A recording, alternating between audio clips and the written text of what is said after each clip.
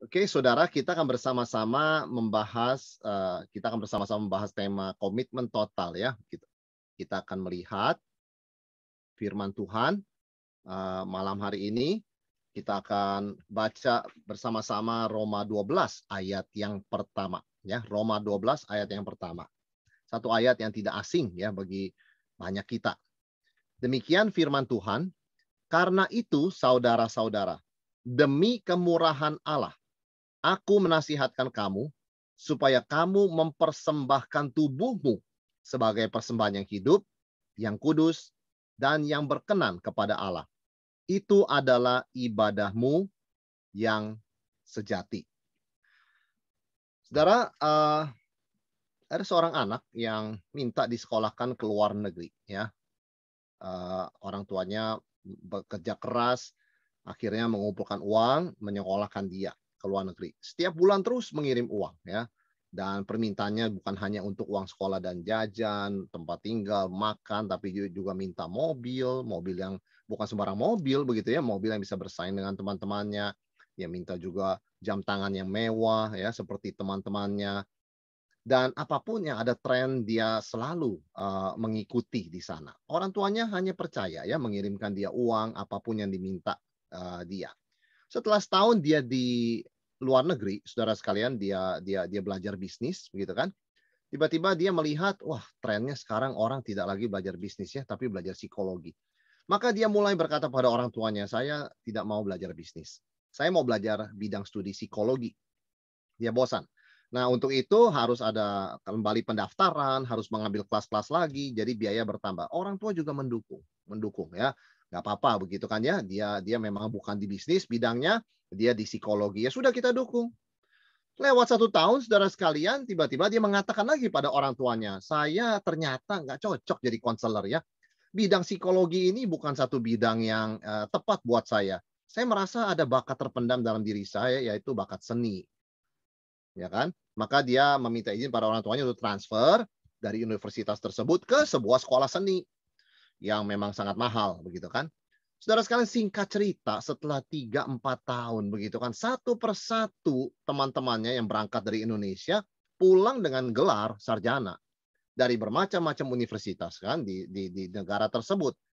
Sehingga orang tuanya bingung, ya kan, teman-teman tetangga ya, teman gereja semua sudah pulang lulus begitu kan, sampai 5 tahun. Kenapa anak saya belum lulus-lulus?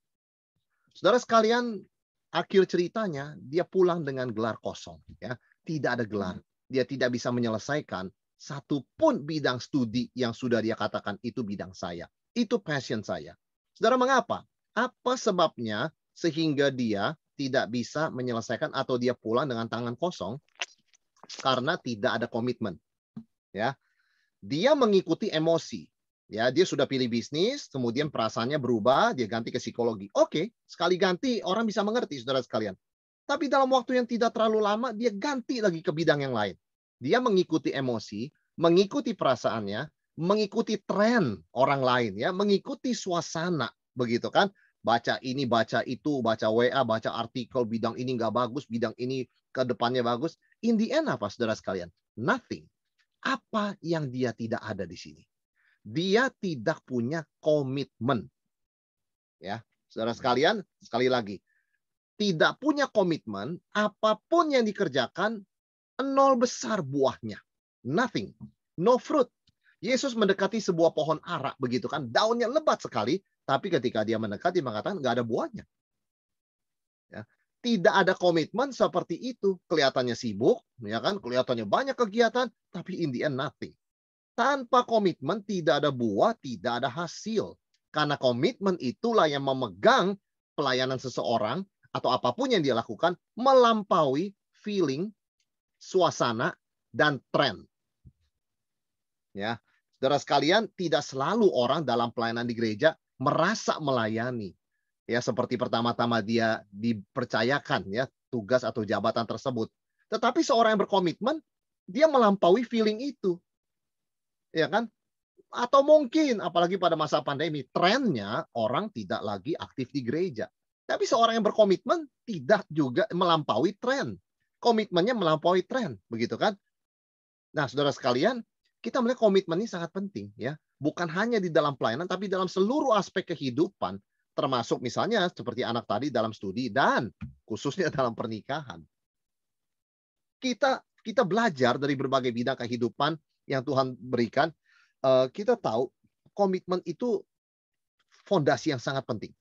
Misalnya kita melihat pernikahan, dua orang yang jatuh cinta, ya, feelingnya terlibat ya. Kalau jatuh cinta itu pasti feeling terlibat, saling mencintai, saling menyukai, dan pada akhirnya pada suatu titik mereka memutuskan untuk menikah. Ketika mereka memutuskan menikah, komitmen. Mereka masuk ke fase komitmen, saudara sekalian. Sehingga di hadapan hamba Tuhan mereka berkata, dan di hadapan Tuhan tentunya, baik sehat maupun sakit, baik senang maupun susah, ya, dalam kelancaran maupun kesulitan, sampai maut memisahkan kita. Saudara, itu komitmen. Ya. Apakah dalam perjalanan pernikahan suami istri tersebut feeling itu sama? Tidak. Feeling sering pudar. Ya. Apakah kecantikan, kegantengan suami dan istri itu sama sejak hari pertama pernikahan? Pasti banyak perubahan. Apakah situasi kehidupan sama sejak mereka mengucapkan janji itu? Pasti banyak perbedaan. Kehadiran anak, masalah dalam pekerjaan, pergumulan dengan kesehatan. Tapi apa yang memegang pernikahan itu tetap utuh? Jawabannya adalah komitmen kedua individu. Bahwa komitmen itu melampaui feeling, melampaui situasi, melampaui perubahan tren apapun. Saudara sekalian, nah ini ya. Jadi kita harus kita belajar mengerti apa itu komitmen sebetulnya. Komitmen, saudara sekalian, komitmen Kristen khususnya kita bicara ya. Komitmen Kristen adalah sebuah keputusan. Keputusan ya, bukan feeling. Keputusan untuk terus mengikut Tuhan dan melayani Kristus apapun yang terjadi ya, sehingga kita melihat ketika kita bicara komitmen tidak bisa juga dihindari kita berbicara soal kesetiaan. Ya. Karena kesetiaan itu artinya nggak berubah apapun yang terjadi, ya kan? Dalam konteks ini ya. Jadi komitmen adalah sebuah keputusan, an act of the will. Ya. Saya merasa capek misalnya ya dalam sebuah pernikahan. Saya merasa menjadi suami itu capek. Saya merasa menjadi papa itu capek. Tapi saya punya komitmen, saya punya janji pada Tuhan. Capek sekalipun saya akan jalankan tugas saya sebagai suami. Capek sekalipun saya tetap jalankan tugas saya sebagai bapak. Ya, saya tidak akan sampai pada kesimpulan mengatakan apa sih poinnya? What's the point sih? Saya capek-capek begini, anak seperti itu. Saya capek-capek pelayanan, orang seperti itu. Saya capek-capek bekerja, atasan seperti itu. Kita tidak akan sampai kepada what's the point. Ketika kita memegang komitmen dengan teguh. Karena komitmen adalah sebuah keputusan, an act of the will. Bukan feeling. Ya, saya merasa melayani nih tahun baru 2022. Wah, menggebu-gebu. Itu lain. Itu semangat. Itu api. Komitmen itu something else. Ya, sesuatu yang lain, saudara sekalian. Maka kita kembali berbicara. Jadi komitmen Kristen itu bagaimana lahirnya? Bagaimana seseorang bisa mempunyai yang disebut dengan komitmen? Enggak cuma perasaan melayani, enggak cuma keinginan melayani, enggak cuma beban, ya, enggak cuma kerinduan, tapi komitmen, saudara sekalian. Kalau kerinduan saya yakin banyak orang ya, aduh saya rindu sih kalau ada kesempatan mau bantu-bantu gereja, ya kan. Kalau keinginan ya pengen sih begitu ya, terlibat juga kan dalam pelayanan begitu. Tapi kita bicara komitmen. Banyak orang punya kerinduan, banyak orang punya keinginan, banyak orang berbicara tentang beban pelayanan, tapi sedikit yang komitmen. Sehingga kita mau belajar, sebetulnya apa sih yang melahirkan komitmen total itu kepada Tuhan dalam pelayanan. Saudara, kita berbicara mengenai dasar komitmen yang membawa kita kembali kepada teks yang kita baca di awal. Ya. Karena itu saudara-saudara, demi kemurahan Allah, aku menasihati kamu supaya kamu mempersembahkan tubuhmu sebagai persembahan yang hidup, yang kudus dan yang berkenan kepada Allah. Itu adalah ibadahmu yang sejati. Apa yang menyebabkan seseorang itu bisa komitmen? Jawabannya, kemurahan Allah. Ya, dan di sini God's mercies dalam bahasa Inggris itu plural ya. Biasa kita kalau nyanyi dalam bahasa Inggris kan kemurahan itu mercy, nggak pakai s begitu kan. Di sini kita melihat mercies, berarti nggak sedikit. Ini betul-betul kemurahan Tuhan yang berlimpah-limpah. Bagaimana seseorang bisa komitmen? Rasul Paulus mengajarkan di sini, kita bisa komit menyerahkan, mempersembahkan keseluruhan diri kita ketika kita mengerti, mengalami kemurahan Allah yang berlimpah itu. Ya, demi kemurahan Allah. Jadi komitmen kita tuh respon kepada kebaikan Allah yang begitu berlimpah. Artinya begini, Bapak Ibu Saudara sekalian. Kalau seseorang belum memahami apa itu kemurahan Allah, khususnya dalam keselamatan, dia nggak bisa komitmen. Ya, dia belum sampai pada level komitmen. Karena komitmen sebuah respon kepada kemurahan Allah. Ketika seseorang belum mengalami kemurahan Allah, belum memahami kemurahan Allah, dan dia juga belum mengerti ya kemurahan Allah itu apa, berapa dalamnya, sulit untuk berbicara mengenai komitmen. Ya, Rasul Paulus mengatakan di sini, saudara sekalian, kata-kata karena itu, ini kan Roma 12 ayat 1. Ketika dia mengatakan karena itu, itunya itu apa? Itunya itu menunjuk kepada pasal-pasal sebelumnya. Roma 1 sampai Roma 11. Apa isinya Roma 1 sampai Roma 11? Karya keselamatan. Anugerah keselamatan cuma-cuma dari Tuhan buat orang berdosa. Dengan percaya saja dia dibenarkan dan masuk surga. Ya, itunya itu, saudara sekalian ya. Karena itunya itu Injil. Ya. Hanya percaya. Hanya oleh iman, bukan dengan melakukan Taurat. Roma 3, Roma 4, Roma 5.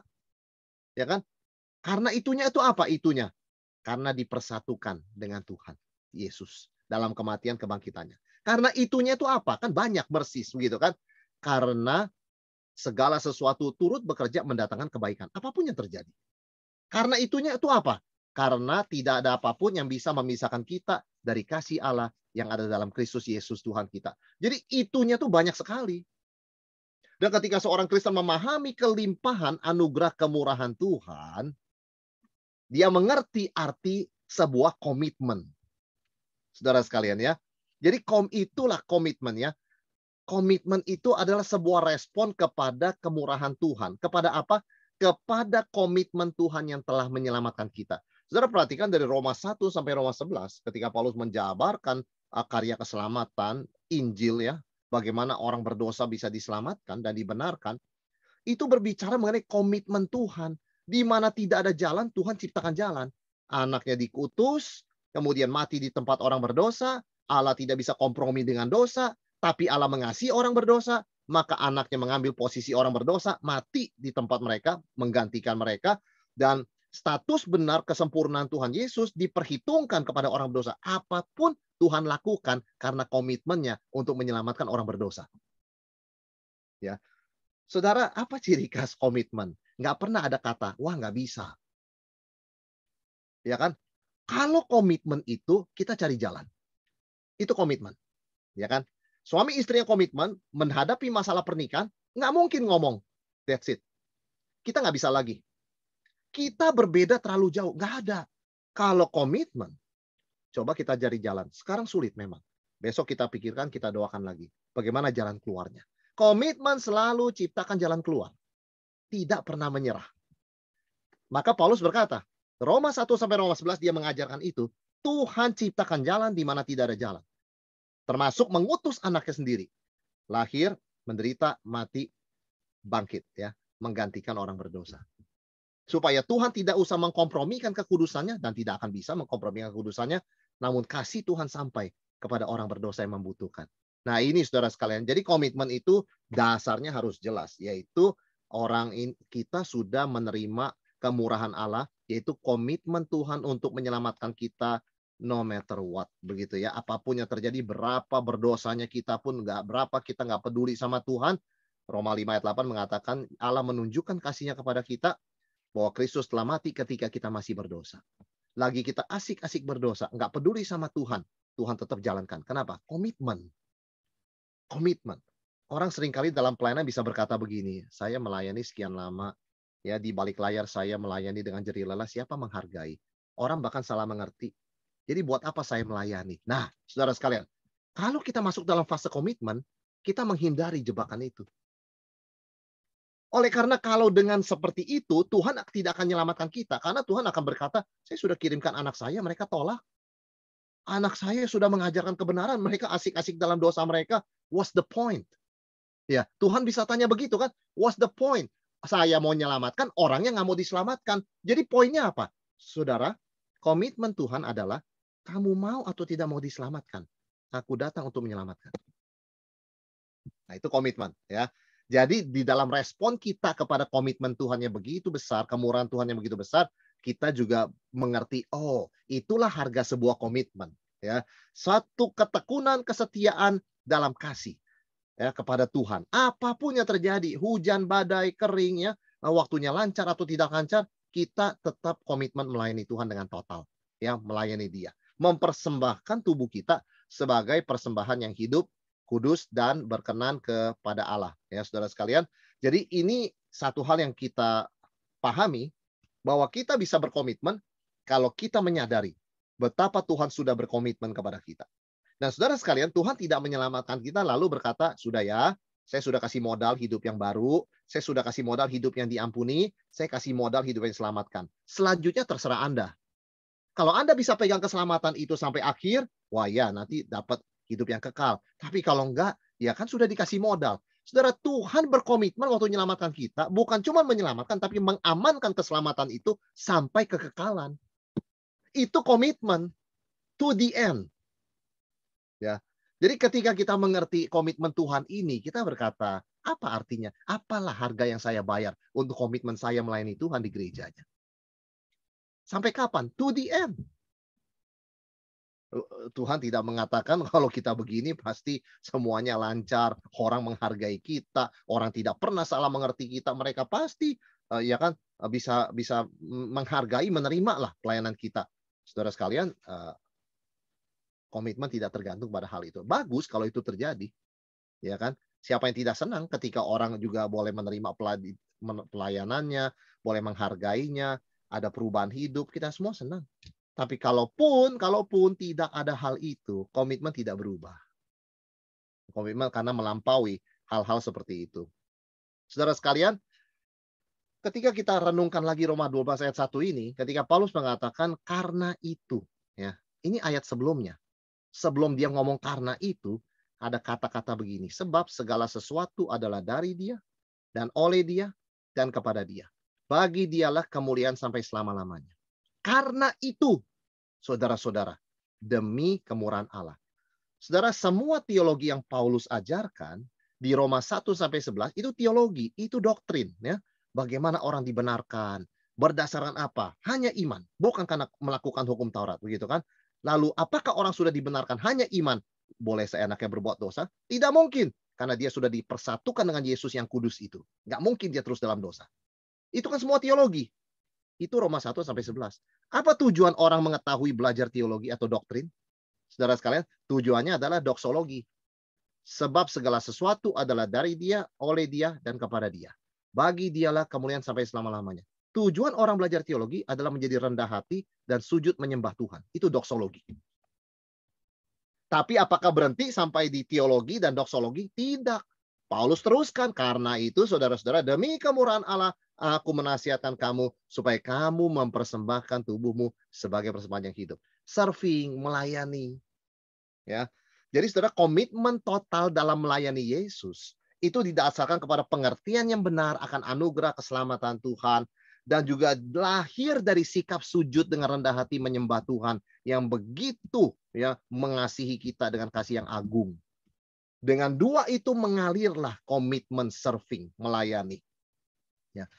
Jadi kita bisa melihat teologi itu unsur pengetahuan, saudara-saudara, melalui pembinaan ini mendapatkan banyak sekali unsur teologi, pengetahuan, ya, dan juga melalui PA di gereja, acara Zoom meeting dan sebagainya. Tetapi tidak berhenti sampai di situ. Tujuan kita belajar semua itu adalah supaya kita sujud menyembah, tahu bahwa Tuhan adalah Tuhan layak ditinggikan, kita adalah orang yang tidak layak, namun Tuhan berkenan menyelamatkan. Jadi itu mendorong sikap kita menyembah, seperti orang Majus, ya kan? Tapi kan nggak berhenti sampai di situ. Roma itu nggak berhenti sampai di doksologi 11 ayat 36. Roma itu terus berlanjut, ya. Firman Tuhan berlanjut kepada Roma 12 dan seterusnya sampai selesai. Serving. Di sini kita bicara komitmen, Bapak Ibu Saudara sekalian, ya. Jadi ini yang kita harus sadari bahwa komitmen itu ada di sini. Ya. Sebagai respon kepada apa yang Tuhan sudah lakukan dan apa yang kita pahami sebagai anugerah Tuhan. Jadi seorang yang berkomitmen akan memiliki kesatuan keharmonisan ya secara dinamis antara pengetahuannya, teologinya, doktrinnya, dia belajar PA, dia baca Alkitab, ya, dia ikut seminar, pembinaan, dengan dia punya sikap menyembah, ya kan, baik itu online maupun onsite, dia punya sikap menyembah dalam hidupnya juga, nggak cuma di gereja kan, dan di dalam sikapnya melayani. Ya. Jadi kita melihat 3 hal ini akan harmoni di dalam seorang yang berkomitmen total kepada Yesus Kristus. Karena dia bisa berkomitmen total ketika dia mengerti siapa yang dia percaya, apa yang Tuhan sudah lakukan baginya, dan ketika dia berespon dengan menyembah Tuhan. Dan itu mengalirkan sikap melayani melalui komitmen yang total untuk melayani Tuhan Yesus. Ya. Saudara sekalian, komitmen itu memang sangat tergantung kepada siapa sih kita berkomitmen ya. Kalau ada seorang pegawai bekerja di perusahaan begitu ya. Kalau komitmen sekali dia bekerja, begitu datang lebih pagi, pulang juga nggak pernah lebih awal dari waktunya, begitu ya. Dan ketika diminta harus lembur, dia juga most of the time dia kebanyakan bersedia. Dia committed lah untuk perusahaan itu.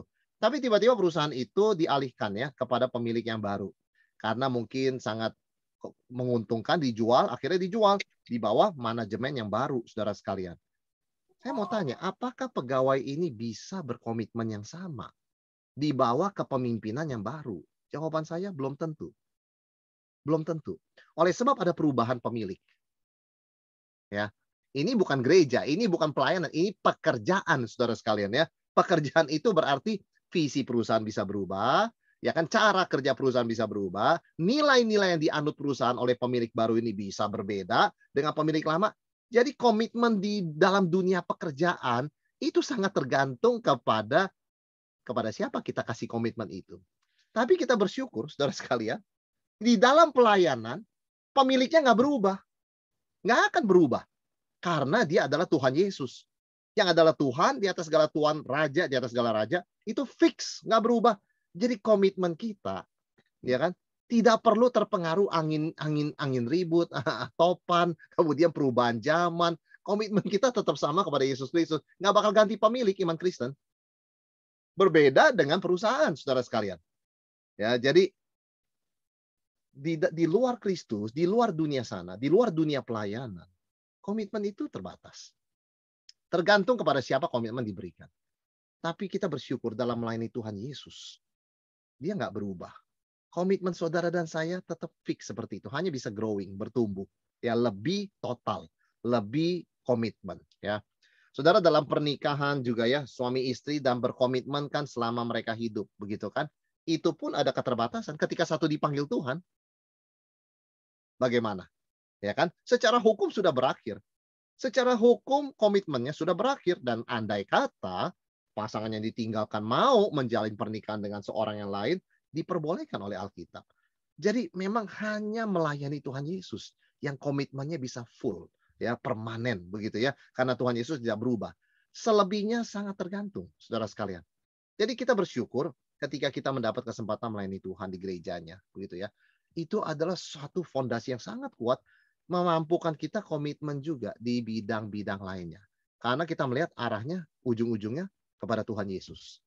Bukan kepada manusia, tapi kepada Tuhan Yesus. Ya, jadi komitmen kita melayani Tuhan Yesus itu bersifat stabil dan pasti dan long term, ya, dan forever sebetulnya. Ya, jangka panjang dan permanen. Nggak mungkin berubah karena Yesus Kristus tidak pernah berubah. Kita hanya bisa lebih bertumbuh, lebih committed, begitu ya, lebih total dalam melayani Tuhan. Karena itu Paulus menyebutkan ya di dalam 2 Timotius 1 ayat 12 mengenai komitmen ini. Dia mengatakan apa? Itulah sebabnya aku menderita semuanya ini. Tetapi aku tidak malu. Karena aku tahu kepada siapa aku percaya, dan aku yakin bahwa dia berkuasa memeliharakan apa yang telah dipercayakannya kepadaku hingga pada hari Tuhan. Sebetulnya, saudara sekalian, terjemahan lain mengatakan, apa yang telah dipercayakan kepadaku, sebetulnya terjemahan alternatif adalah apa yang telah aku komitkan, percayakan kepada Tuhan hingga pada harinya. Jadi ini bisa dua arti.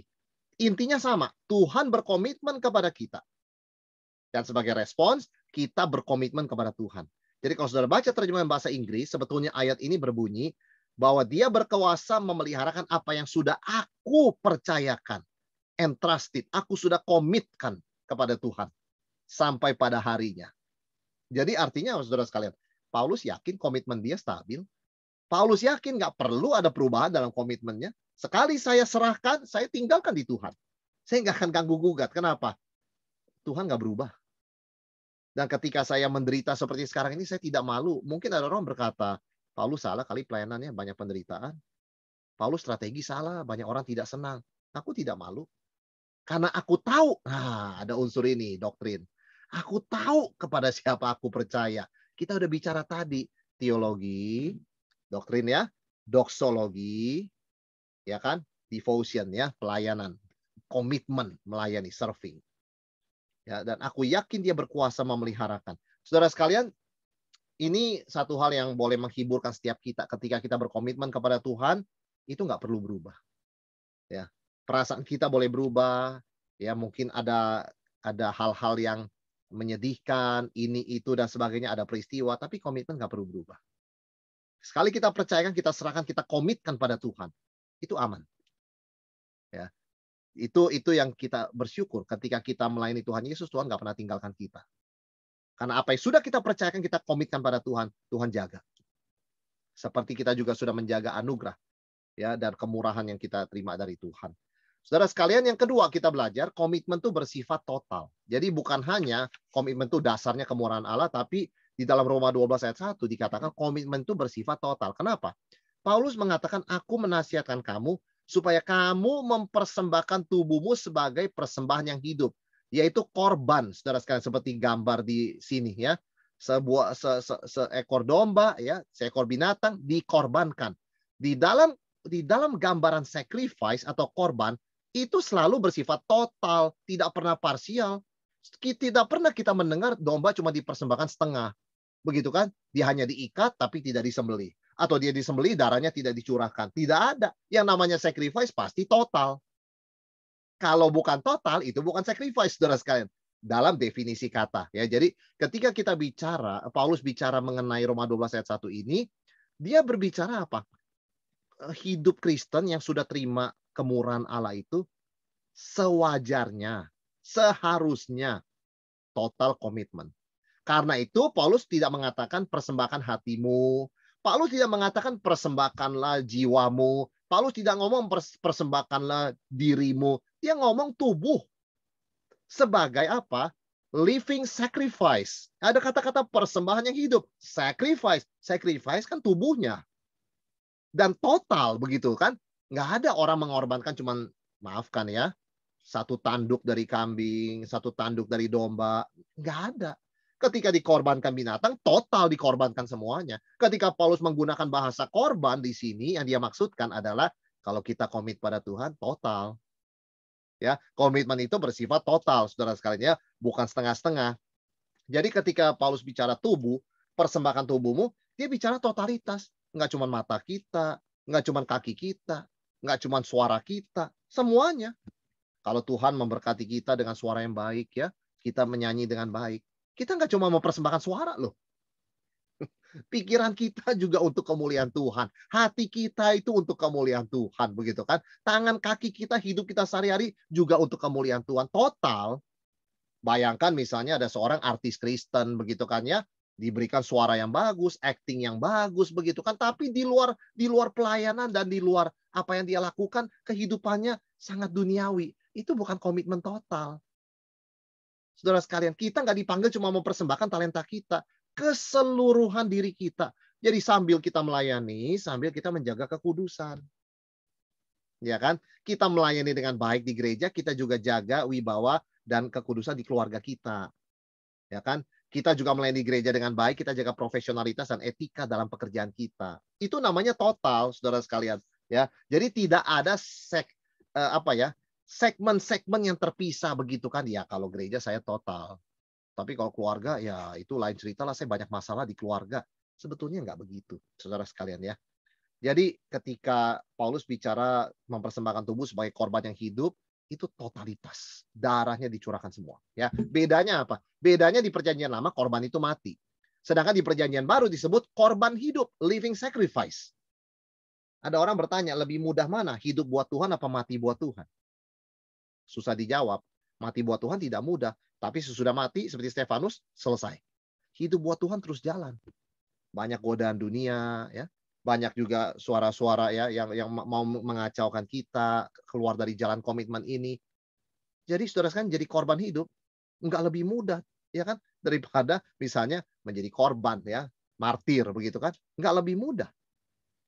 Tapi intinya sama, totalitas. Ya. Jadi intinya begini saudara sekalian, ketika kita bicara komitmen yang total melayani Tuhan Yesus, ini satu hal kita harus ingat, tidak boleh ada kontradiksi antara komitmen kita dalam pelayanan kepada Yesus dengan komitmen kita dalam keluarga bagi Yesus, dengan komitmen kita dalam pekerjaan bagi Yesus. Kenapa begini? Ada orang yang memang komitmen dalam karirnya. Saya mengakui itu. Waduh, luar biasa. Karirnya naik cepat sekali. Komitmennya luar biasa sebagai pekerja. Tapi, nah ini ada tapinya. Ketika diminta pelayanan dan dia sudah bilang iya bisa melayani, dia seringkali berkata begini, aduh sorry ya, saya mesti ganti, saya mesti cancel. Aduh saya lupa, kamu tahulah saya ini kan banyak pekerjaan dan sibuk. Nah, di situ dia sudah menabrakkan komitmen dalam pekerjaan bagi Yesus dengan komitmen melayani di gereja bagi Yesus. Di situ tidak lagi total. Komitmen total itu selalu dalam satu harmoni. Jadi ketika dia profesional dan bekerja dengan baik, komitmennya menjadi saksi Tuhan di dunia kerja, ketika dia sudah bilang iya di gereja, dia tidak akan gunakan pekerjaan sebagai alasan sibuk, lupa melayani. Nggak mungkin. Total itu nggak ada pertandingan dan bentrok loh antara satu komitmen dan komitmen lain. Namanya total itu ditujukan pada Tuhan Yesus. Baik dia itu dalam pekerjaan, baik dalam keluarga, baik dalam gereja. Ya kan? Jadi saudara sekalian, jangan sampai kita menggunakan satu komitmen untuk berdalih melupakan komitmen lainnya. Wah, nggak bisa. Memang saya sudah janji melayani, tapi nggak bisa. Bagaimana? Ya kan, saya juga ada komitmen pekerjaan dan itu penting kan? Nah, dia tidak seperti itu sikapnya kalau total. Ya, kalau sikap total, bukan saya katakan dalam kenyataan tidak bisa terjadi, bisa. Kalau orang dapat pekerjaannya berbeda, yang jam kerjanya berbeda, tuntutannya berbeda, apakah mempengaruhi jadwal dia di gereja? Pasti. Tetapi sikapnya tidak dengan mengatakan, oh kalau begitu ya sorry ya, ini saya lebih penting. Itu bukan spirit komitmen total. Spirit komitmen total dalam keadaan demikian akan berkata, saya tetap mengusahakan the best yang saya bisa. Ya. Tidak bisa seperti yang saya janjikan di awal karena perubahan pekerjaan, tapi I do my best. Itu komitmen total. Ya, bukan mempertandingkan mengatakan, kamu kan tahu saya sibuk, mengertilah. Ini kan karir naik terus, diberkati oleh Tuhan. Nggak akan dia ngomong seperti itu. Itu bukan spirit total komitmen, saudara sekalian. Ya. Ada orang berkomitmen dalam keluarga, dan dia juga sudah komit ya dalam pelayanan. Dia tidak akan menggunakan komitmennya untuk keluarga itu sebagai dalih untuk mengabaikan komitmennya pelayanan di gereja. Ya, karena dia mengerti total. Maka saudara sekalian, Hudson Taylor ya, seorang yang betul-betul committed ya sebagai misionaris di China, mengatakan dalam bahasa Inggris kan, Christ is either Lord of all or he is not Lord at all. Maksudnya apa? Kristus itu disebut Tuhan, itu Tuhan yang total. Tuhan atas semua aspek kehidupan, pekerjaan, pelayanan, keluarga, rekreasi, hobi, itu dia Tuhan atas semua. Nggak mungkin dia cuma Tuhan atas sebagian. Kalau begitu dia bukan Tuhan sama sekali. Ya kan? Ada bahasa yang lain mengatakan kalau Yesus bukan Tuhan atas semua, dia bukan Tuhan sama sekali. If Christ is not Lord of all, he is not Lord at all. Jadi kita bicara komitmen total, itu mewakili totalitas ketuhanan Yesus. Kalau kita komit melayani Tuhan Yesus, itu total. Bidangnya macam-macam. Tetapi nggak ada pertandingan. Nggak ada konflik. Gereja ada komitmen pada Tuhan Yesus. Keluarga, kita komitmen pada Tuhan Yesus. Pekerjaan, kita komitmen pada Tuhan Yesus. Ya kan? Jadi kita tidak akan ada, karena Yesus adalah Tuhan atas keluarga, atas pekerjaan, dan atas gereja pelayanan. Nggak akan ada pertanyaan. Di dalam diri Yesus nggak ada kontradiksi. Nah, kalau kita komitmen total pada Tuhan Yesus, di dalam hidup kita nggak akan ada kontradiksi. Ya, antara keluarga, pelayanan, dan pekerjaan. Semua harmoni dijalankan dengan I do my best. Saya memberi yang terbaik. Ya, itu sikapnya, saudara sekalian ya. Jadi komitmen kita, komitmen Kristen itu bersifat total, tidak parsial, karena kita percaya Yesus Tuhan atas gereja dan pelayanan. Dia juga Tuhan atas keluarga saya. Dia juga Tuhan atas pekerjaan saya. Dia Tuhan atas segala sesuatu. Nah, itu komitmen kita dia total. Ya, jadi nggak akan ada konflik, nggak akan ada pertandingan. Kalau sampai ada bentrok ini itu, selalu ada jalan keluar. Karena Yesus adalah Tuhan yang ajaib. Dia pasti carikan jalan keluar untuk orang yang berniat komitmen total. Nggak mungkin ada kata-kata, waduh, nggak ada jalan ini. Nggak ada. Di mana orang berkomitmen, di situ Tuhan buka jalan. Ya, jadi itu yang kedua, saudara sekalian. Ya, yang ketiga, komitmen itu bersifat logis. Kembali kepada Roma 12 ayat 1, ada kata-kata, itu persembahan yang kudus dan yang berkenan kepada Allah. Itu adalah ibadahmu yang sejati. Ada kata-kata sejati. Yang di dalam bahasa Yunani pakai kata logikos.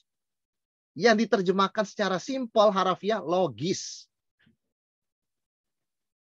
Komitmen yang total, logis. Komitmen tidak total, tidak logis. Komitmen yang total, rasional. Komitmen yang tidak total, emosional.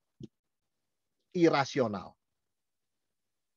Saudara sekalian, jadi Paulus menggabungkan berapa hal ini untuk menggambarkan apa itu komitmen total. Dia adalah komitmen itu bersifat total, seperti sacrifice, korban. Cuma korban hidup ini ya. Dan ini bersifat reasonable, logical gitu loh ya, logis, saudara sekalian. Ibadah sejati ya, pelayanan yang total, komitmen yang total itu logis. Hidup dengan komitmen itu logis. Kalau orang sudah pilih satu bidang studi, seorang siswa, begitu kan, ya dia teruskan sampai selesai. Suka nggak suka dia sudah pilih dan dia bisa dan ada uangnya, logis. Lah kalau setiap tahun seperti di awal tadi kita bicara, setiap tahun dia ganti bidang tidak logis. Nggak ada komitmen, nggak logis hidupnya. Kalau sungguh-sungguh logis, itu pasti ada total komitmen. Ya.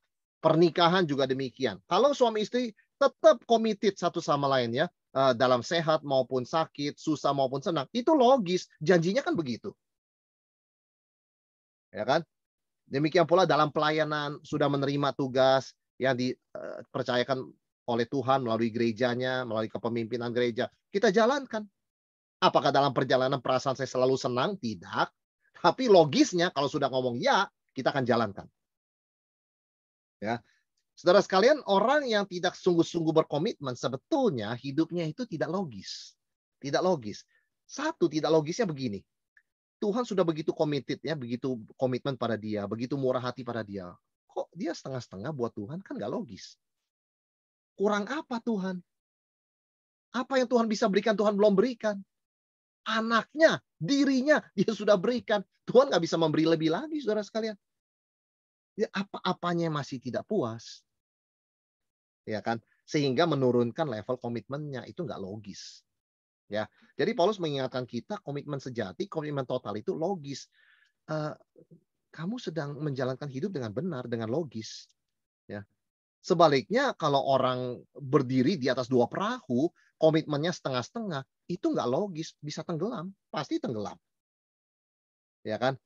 Saudara sekalian, perhatikan orang yang tidak punya komitmen total, dalam satu pelayanan, dalam satu tindakan, dia bisa menggebu-gebu, tapi dalam waktu berikutnya hilang dari peredaran. Jadi orang pun mengatakan nggak masuk akal. Nggak logis loh. Dia ini kemana-mana bertanya kepada orang. Waduh, bagaimana saat teduhmu? Bagaimana pelayananmu? Dia begitu rohani, tiba-tiba hilang. Dia mengikuti perasaan, mengikuti tren, melihat tren duniawi, tergoda.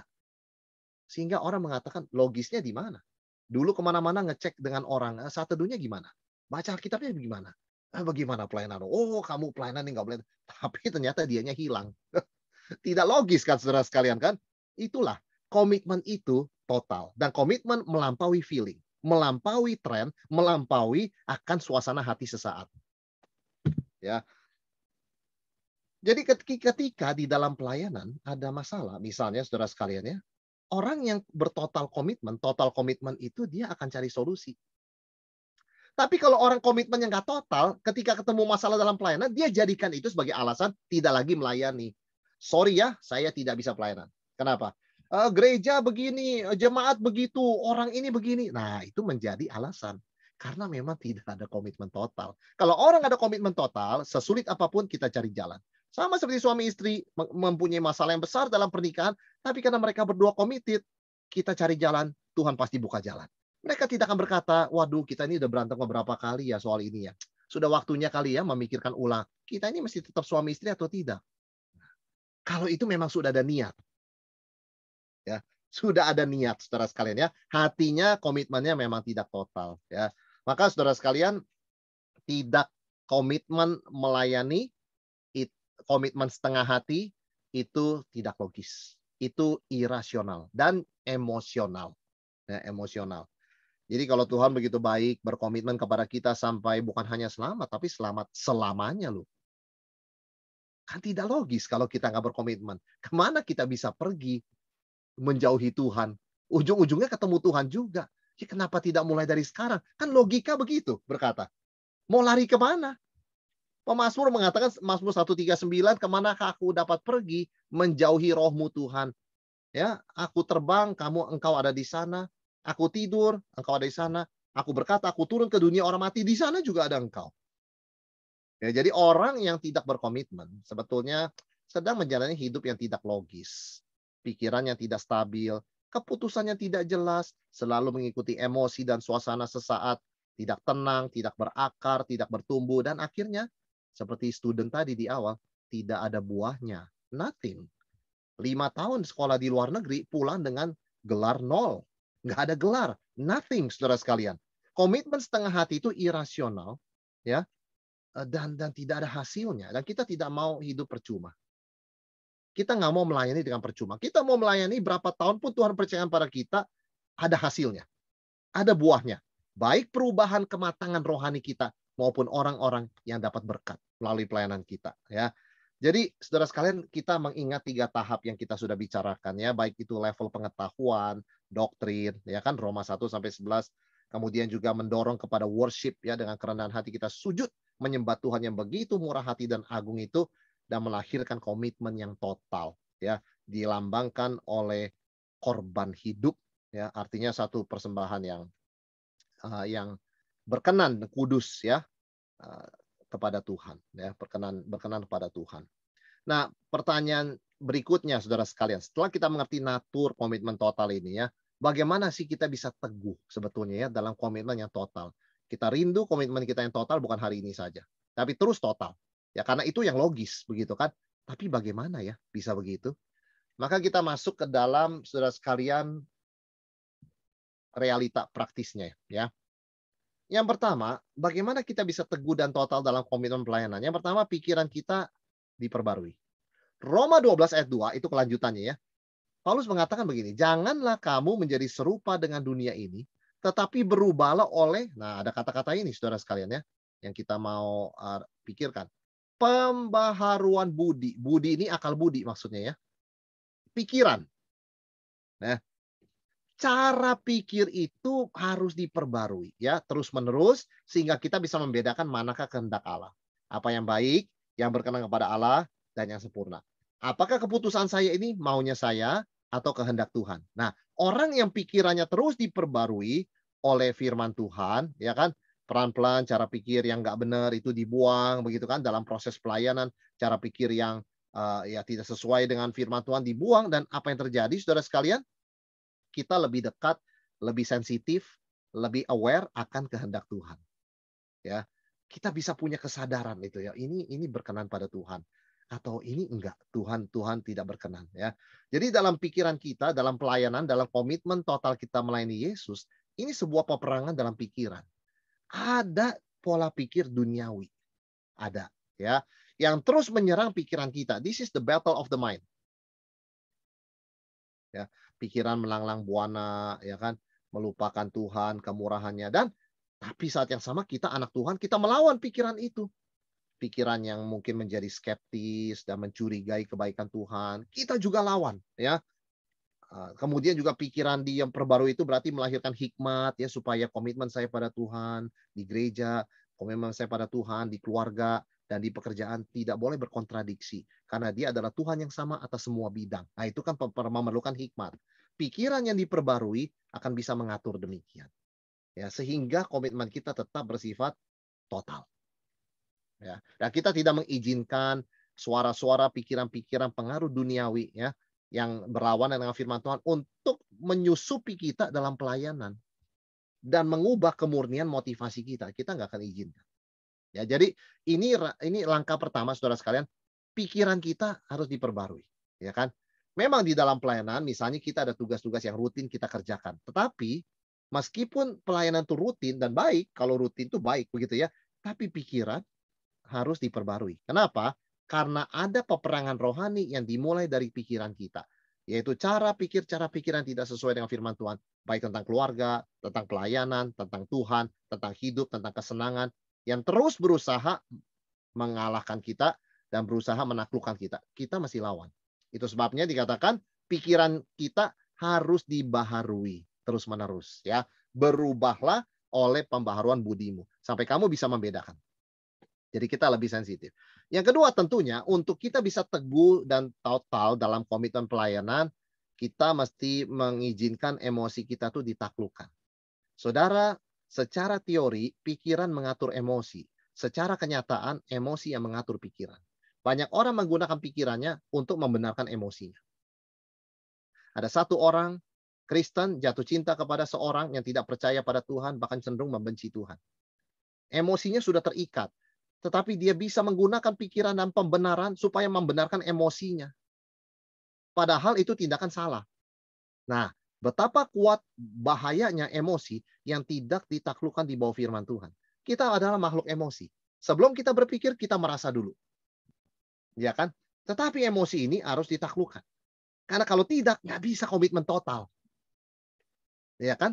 Ketika seorang pria mengatakan, saya akan berhenti mencari, saya sudah menemukan, saya akan menikah dengan gadis ini, emosi harus taklukkan.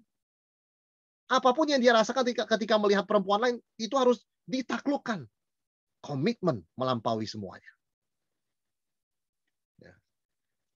Saudara, emosi itu memang emosi kita, perasaan kita itu memang sangat tergantung kepada situasi. Ya, jadi apa yang kita nonton di YouTube, apa yang kita lihat di Instagram, tiba-tiba bisa mengubah emosi. Betapa merananya hidupku ya. Ketika melihat orang lain di Instagram ceria, ya tanda kutip bahagia, begitu kan keluarganya, kemudian awet muda, tiba-tiba emosi itu berubah, ya kan? Emosi kita menerima, menyerap mentah-mentah apa yang orang katakan, apa yang mata kita lihat. Maka ketika pikiran kita dibarui, emosi kita termasuk ditaklukkan. Saudara sekalian ya. Jadi kalaupun kita mengalami kegelisahan, kesedihan, kekecewaan dia dalam perasaan kita, bawa itu kepada Tuhan. Ya kan? Komitmen total itu melampaui emosi yang terus berubah. Dan emosi itu akan dibawa untuk ditaklukkan oleh pikiran yang diperbarui sehingga komitmen kita bisa tetap bersifat teguh dan total. Ya, bukan berarti kita ini jadi orang nggak ada perasaan. Oh, jelas ada perasaan, saudara sekalian ya. Kita nggak bisa nggak ada begitu ya. Kita berduka cita dengan orang berduka cita, kita bersuka cita dengan orang bersuka cita. Tapi kita tidak akan membiarkan emosi itu menakluk atau mengontrol ya dan mengarahkan keputusan kita. Komitmen melampaui itu. Ya. Dan yang ketiga, saudara sekalian, adalah kehendak yang konsisten. Disinilah letak komitmen. Kehendak. Ya.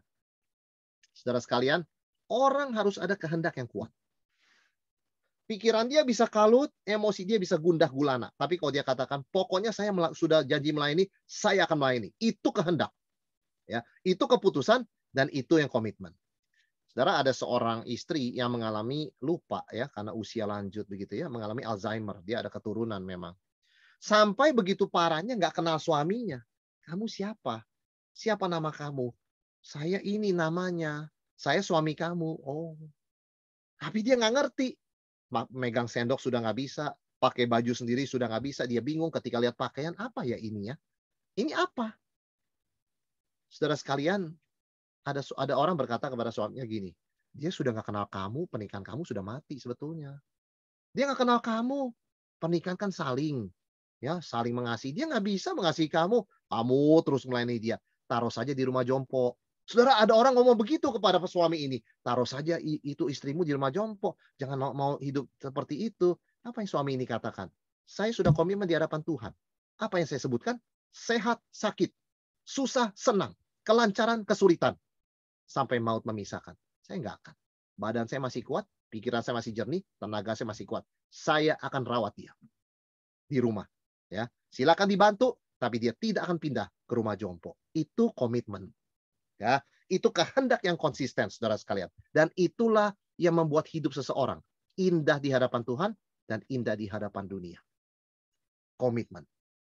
Ya, dan kita sebagai anak-anak Tuhan, saudara sekalian, kita diberikan kekuatan dan diberikan panggilan untuk berkomitmen total kepada Tuhan. Ya, melampaui kalkulasi untung rugi, melampaui emosi sesaat. Ya, sebuah keputusan atau kehendak untuk tetap melayani apapun situasinya dan berapa mahal pun harganya.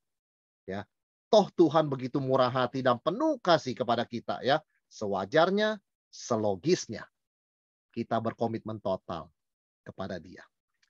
Oke, saudara sekalian, demikian sharing firman Tuhan ya pada malam hari ini. Untuk selanjutnya, saya yakin kita bisa berinteraksi baik dengan sharing ataupun tanya jawab. Saya kembalikan ya kepada contoh Lady mungkin atau kepada saudara.